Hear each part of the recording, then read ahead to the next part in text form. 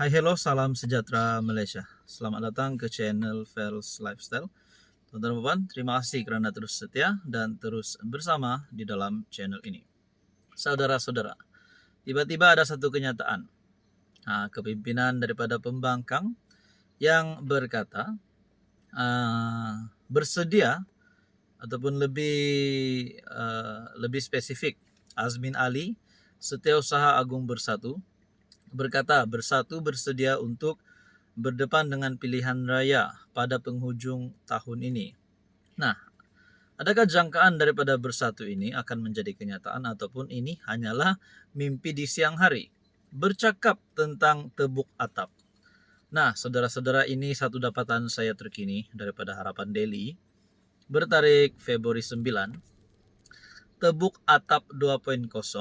Ada yang mahu berpaling tada selepas Aidilfitri. Adakah tajuk ini merangkumi ataupun melibatkan MP-MP kerajaan hari ini yang akan berpaling tada terhadap Anwar Ibrahim, menarik sokongan terhadap Anwar Ibrahim selepas Aidilfitri? Dalam satu tulisan oleh Liana Marzuki, Let Me Spill the Bean. Benda saya dengar baru-baru ini, beberapa little birds juga sahkan dari kedua-dua camp. Gerakan tebuk atap 2.0 tengah giat dijalankan tahun ini. By hook or by crook, kena jatuhkan kerajaan. Kes pemimpin PN, Perikatan Nasional, dan suku Sakat sudah mula tahun ini. Ahli Parlimen, kalau tak tukar kerajaan, ramai yang teman Najib nanti. Makanya dengarnya ada pakatan antara ahli parlimen UG nak gabung dengan PN. Katanya nak paling tada lepas Aidilfitri. Setelah cukup jumlah mereka akan jumpa Agong dan mereka tidak menjangkakan Agong akan terima PM baru. Makanya pilihan yang ada ialah Agong akan bubar parlimen. Nah, antara yang saya mau highlight di sini adalah kes pemimpin PN dan suku Sakat dalam PN yang mula tahun ini. Kalau tak tukar kerajaan, ramai yang akan teman Najib, maksudnya ramai yang akan masuk penjara.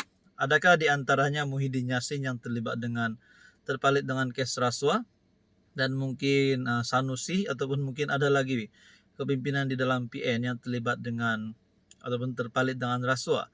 Jadi mereka nak cepat-cepat tumbangkan Anwar supaya mereka berkuasa. Itu sebab mereka dah start drum suruh ahli parti bersedia.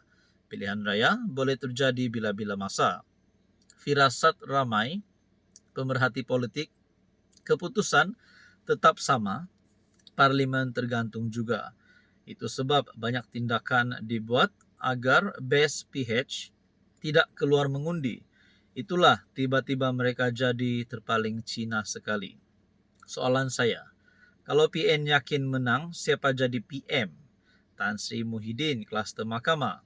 Depa mengata, Zahid, maknanya mereka pun sama. Selepas naik, nak di NAA, melepas tanpa membebaskan pula. Haram untuk orang, halal untuk mereka. Kepada pengundi, get ready, it's a roller coaster ride this year. There's no angel in politics. Tugas kita memilih lesser evil, pihak yang punya mudarat lebih kecil terhadap pembinaan negara bangsa.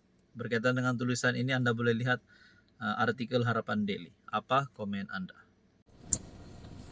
Hai hello, salam sejahtera Malaysia. Selamat datang ke channel Fels Lifestyle.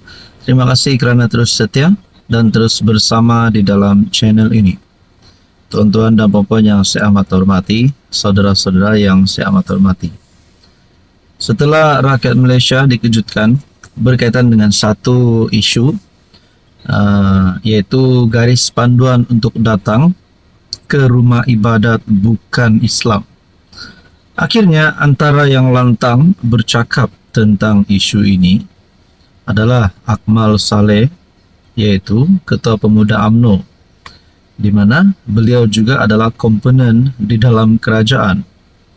Anwar Ibrahim sebelum ini mengesahkan tiada garis panduan baru bagi acara bukan Islam. Kerana menurut Anwar Ibrahim, Garis panduan yang dicadangkan tidak perlu kerana umat Islam di negara ini sudah tahu batas. Nah, pada akhirnya saudara-saudara ini membawa kepada keputusan Akmal Saleh yang mengejutkan Anwar rasanya berkaitan dengan garis panduan. Akmal Saleh tak setuju dengan Anwar Ibrahim, Perdana Menteri. Ingatkan orang bukan Islam, jangan campur. Kota Pemuda UMNO tidak bersetuju dengan pendirian PM bahawa tiada keperluan untuk garis panduan baru bagi orang Islam menyertai acara di rumah ibadat bukan Islam. Dalam catatan di media sosial, Akmal berkata, garis panduan yang disediakan adalah untuk dijadikan sumber rujukan. Tidak semua orang tahu dan ada ilmu seperti yang kita tahu dan faham. Manakala seterusnya, kepimpinan DAP dalam satu keputusan, pemuda DAP berkata, cukuplah Akmal, junjung titah Sultan Selangor. Nah, ini teguran kepada Akmal ataupun nasihat kepada Akmal rasanya. PM sudah kata tiada garis panduan, manakala kepimpinan DAP sudah kata cukup, junjung titah Sultan Selangor. Jadi apakah yang perlu dibuat kepada Akmal Saleh ataupun apa yang akan berlaku kepada Akmal Saleh? Ketua Pemuda UMNO Akmal Saleh digesa menjunjung titah Sultan Selangor, Sultan Syarafuddin Idris Shah, berhubung garis panduan kontroversi yang dicadangkan untuk umat Islam. Ketua Pemuda DAP Wu Kah Leong memuji titah baginda dan menekankan Akmal juga seharusnya akur dengan keputusan kabinet yang telah memutuskan isu garis panduan bagi penyertaan umat Islam dalam acara di rumah ibadat bukan Islam. Harap Akmal Saleh junjung titah Sultan Selangor dan juga akurlah dengan keputusan kabinet yang dibuat, sebab adalah tanggung jawab semua ahli politik khususnya yang berada dalam kerajaan untuk jaga keharmonian kesejahteraan semua kaum dan agama di tanah air ini.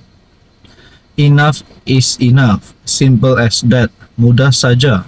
Cukup-cukuplah, katanya ketika dihubungi Malaysia Kini. Sebelum ini Akmal membantah pendirian PM mengenai garis panduan yang dicadangkan. Berkata garis panduan itu boleh dijadikan rujukan yang berguna. Namun hanya beberapa jam kemudian, Sultan Syarafuddin secara tegas menolak cadangan garis panduan itu sambil menzahirkan keyakinan umat Islam memahami kebatasan akidah mereka, iman yang teguh serta bijak membezakan antara yang benar dan salah. Wu turut menegaskan sebagai anggota kerajaan perpaduan, Akmal tidak sepatutnya bersaing dengan pembangkang untuk menjadi juara konservatif, apatah lagi menentang Anwar. Saudara-saudara, ada satu persoalan di sini. Sekiranya Akmal Saleh menentang Anwar Ibrahim, adakah beliau layak dipecat, layak keluar daripada kerajaan perpaduan? Bagaimana pula respon Ahmad Zahid sebagai Presiden UMNO berkaitan dengan kenyataan Ketua Pemuda UMNO? Nah, saudara-saudara, kita nantikan saja apa yang akan berlaku.